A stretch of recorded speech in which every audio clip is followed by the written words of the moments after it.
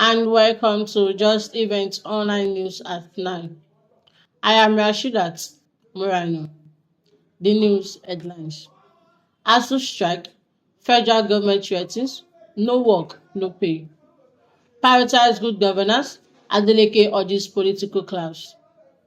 Kwara South, G7 political hangout calls for unity, development and security reforms across the district.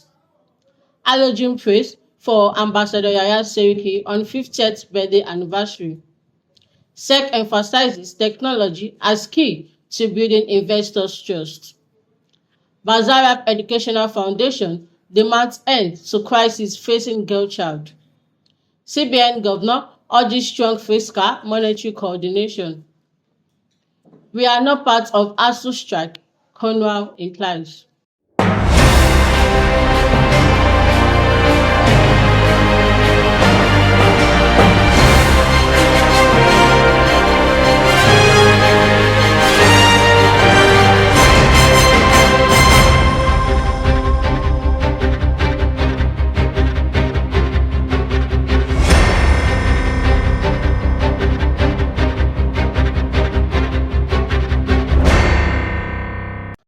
Now the news in details. The federal government of Nigeria has called on the Academic Staff Union of Universities to reconsider its decisions to embark on an industrial strike, emphasizing that constructive dialogue remains the most effective and sustainable path towards restoring all understanding issues in the tertiary education sector. In a joint statement, the Honorable Minister of Education, Dr. Maruf Tunji Alausa, and the Honorable Minister of State for Education, Professor Suhab Saad Ahmad, disclosed that the federal government has made a comprehensive offer to the union and still awaiting for ASUU official response.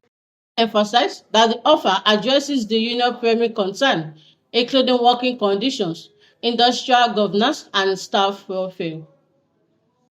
Ademola Adeleke of Osun State has tasked the political class in and out of government to prioritize the delivery of good governance to enhance citizens' faith and trust in the democratic process. A statement by his spokesperson, Malam Olawale Rasheed, said the governor dropped the admonition on Sunday on his arrival in Nigeria after a few days of medical checkup in abroad. The political class must deliver on good governance. We can't joke with the rule of law.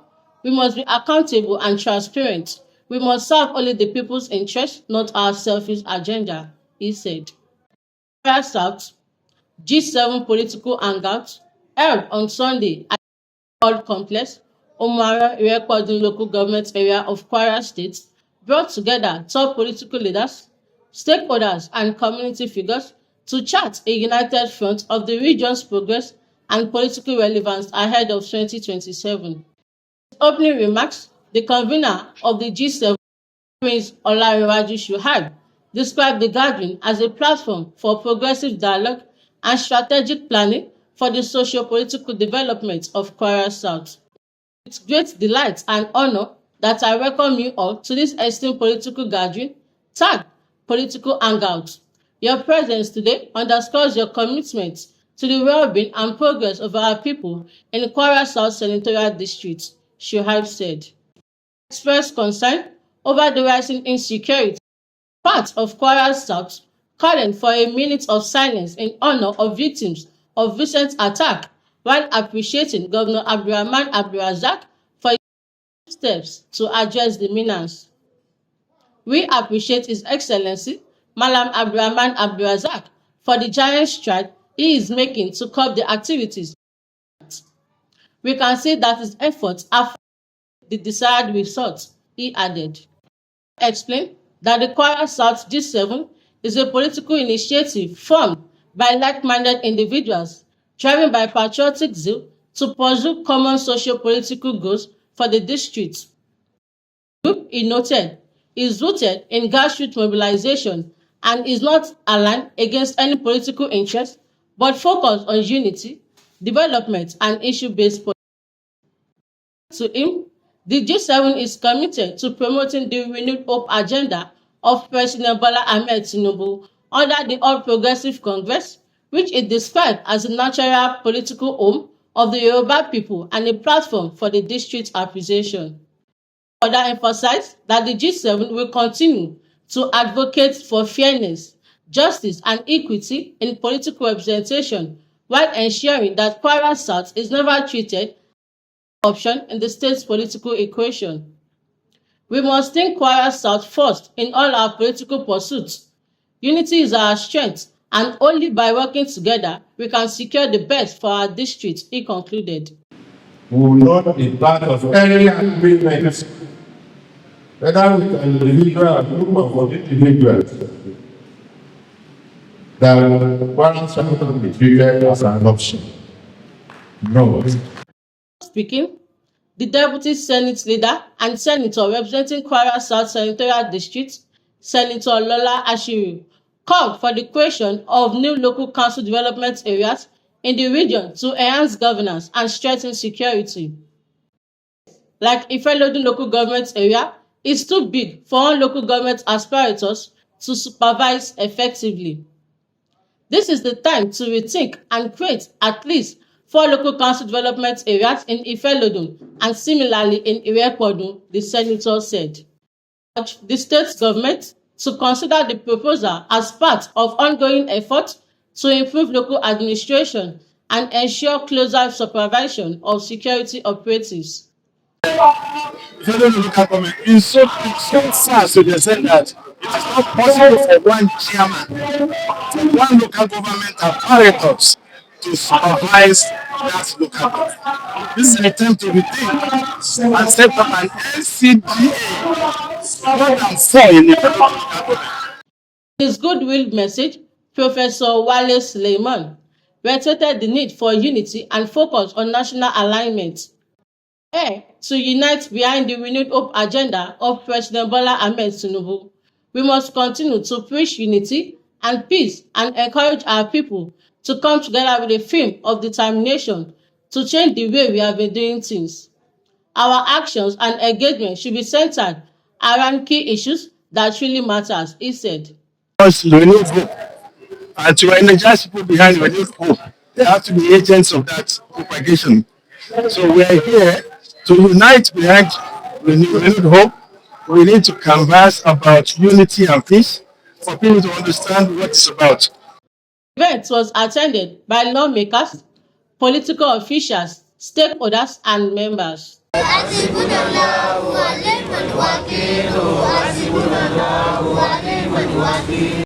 Celebration of the 50th birthday of Ambassador Abdul Fattah Yahaya Seriki.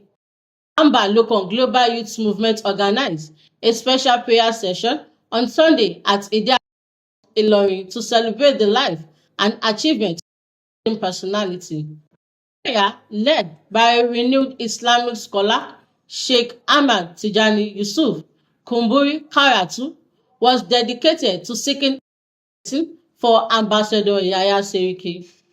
Following the spiritual Comrade Wolima Olajide, the group rejoiced with the celebrant on his exemplary life and leadership. Olajide also thanked all the members who were present, recognizing their commitment to honoring the celebrant. Director General of the Securities and Exchange Commission, Dr. Emomotimi Agama, has reaffirmed the Commission's commitment to leveraging technology to strengthen investors' confidence and transform Nigerian capital markets into a globally competitive environment. At the 2025 Customer Service Week celebration in Abuja with the theme Building the Markets of the Future, One Interaction at a Time, Dr. Agama said the SEC is embracing digital innovation as a core part of its service strategy to enhance transparency, efficiency, and accessibility across all market operations. He noted that recent advancements such as the digitalization of SEC processes, deployment of new online service portals, and enhanced engagement with market stakeholders through digital platforms were designed to simplify regulatory interactions and make the market more user-friendly. According to him, the digitalization of our process, the launch of new portals, and our enhanced engagement on social medias are all steps in the right direction. They are designed to make our markets more accessible, transparent, and user-friendly. Bazarab Educational Foundation International Day of the Girl Child by hosting a comprehensive advocacy press conference at its office in Ilorin. It's led by CEO Dr. Zainab Bolajoko Balogun. Collective effort numerous crises facing the girl child in Nigeria, aligning with the empowerment team. It's led by CEO Dr. Zainab Bolajoko Balogun demand collective efforts to end the numerous crises facing the girl child in Nigeria, aligning with this year's empowerment theme. Dr. Zainab passionately detailed the deep-rooted issues limiting the girl child potential, stating that the systematic base is compounded by poverty. When she's married, when she becomes a woman, domestic violence, majority of times end in death. There are other vices that this woman faces, such as economic vices, such as psychological vices, social vices, and other vices that can hinder the woman and the girl child to become whatever she has in mind to become. The goals and the objective of a girl child is being limited with various violence. And I'm happy that we now have a bill which has reached its second stage in the House, canvassing for the girl child, canvassing for women to be in all governance sector, to be represented everywhere, both at the Senate, at the House of Assembly, and in other meaningful position in the country. Commended Ambassador Professor Mrs. Olufolake Abdulrazak, the First Lady of Kwara State, for her recent charitable efforts, including the donation of school sandals and menstrual hygiene pads to vulnerable students. The urgency of the situation was echoed by Akambi Mira and Akambi Rafiat, who shared a personal perspective on the crisis. Kawu Suleiman, Secretary of the Bazarab Educational Foundation, also reiterated that a setback for the girl child is a setback for the nation, urging the society to fully embrace the spirit of the international of the girl child and end the crisis facing them. The Central Bank of Nigeria, Governor Olayemi Cardoso, has emphasized the need for strong coordination between fiscal and monetary authorities to sustain Nigerian reform momentum and attract long-term investment. In a statement made available on Monday, Cardoso underscores the importance of clear communications, credible data, and strong coordination between fiscal and monetary authorities, essential to preserving the country's reforms and investors' confidence. The remarks at the London Business School Graduate Institute for Business and Development during the conversation with the Governor of the Central Bank of Nigeria dialogue held on October 10, 2025. The West of University Academics has clarified that it is not part of the 2-week warning strike declared by the Academic Staff Union of Universities. It urged its members across Nigerian universities to continue their academic and administrative duties without disruption, even as it sought protection of its members from the vice chancellors of the universities. In a statement signed on Sunday by its national president, Comrade Niyi, CONUA said the clarification became necessary following the recent misinformation circulating on social media and other platforms, which has caused confusion among students and members of the academic community.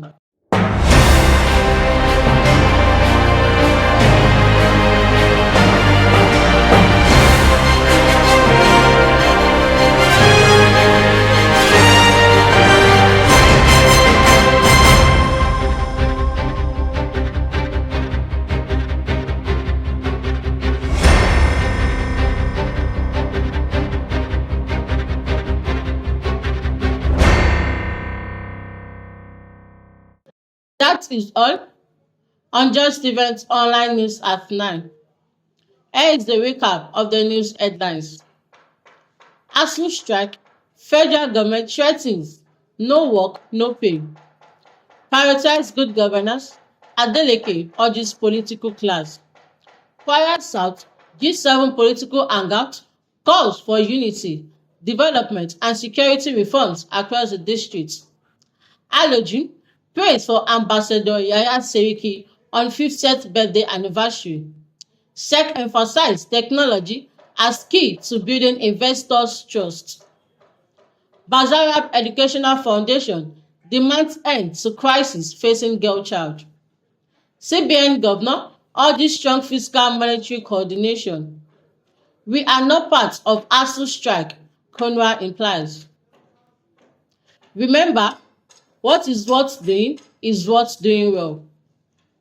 For more news, visit www.justeventsonline.com. And to read more updates, follow us on our social media platform with a tab at Just Events Online.